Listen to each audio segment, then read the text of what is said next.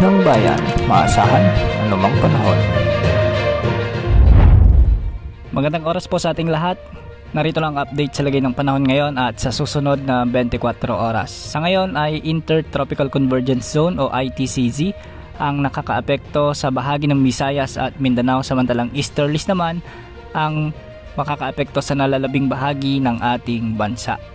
Samantala, si dating bagyong Julian ay nalusaw na sa bahagi ng Taiwan kaninang umaga at wala na itong direktang epekto sa anumang bahagi ng ating bansa. Sa ngayon, ayon sa inilabas na Tropical Cyclone Threat Potential Forecast ng Pag-asa, nananatiling mababa hanggang sa katamtaman na may mabuong bagyo sa susunod na 2 linggo sa labas ng ating area of responsibility. Ngunit sa ngayon, wala pa rin tayong bagong minomonitor na posibleng maging LPA o bagyo na papasok sa ating area of responsibility sa loob ng 3 hanggang 5 araw. Dahil nga sa Intertropical Convergence Zone, asahan ang maulap na kalangitan na may mga kalat-kalat na pagulan at pagkidlat-pagkulog sa bahagi ng Bicol Region, sa buong Visayas, sa may Caraga Region, Northern Mindanao kasama na ang Zamboanga Peninsula.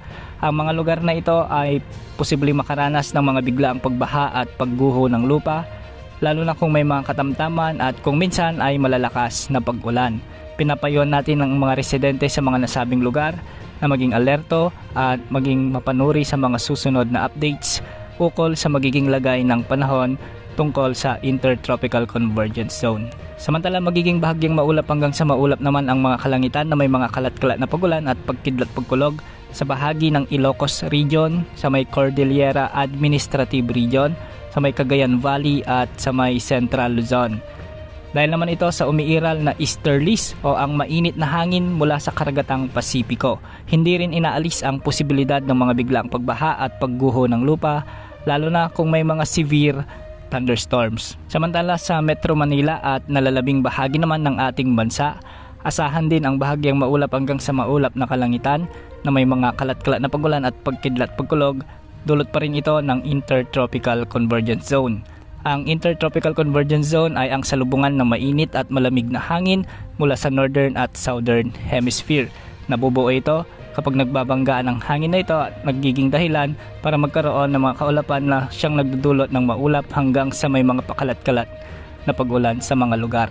Bukas asahan pa rin ang pag-iral ng easterlies at ITCZ sa maraming lugar sa ating bansa. Yan ang update sa lagay ng panahon. Ito po ang weather update ng bayan, maaasahan anumang panahon.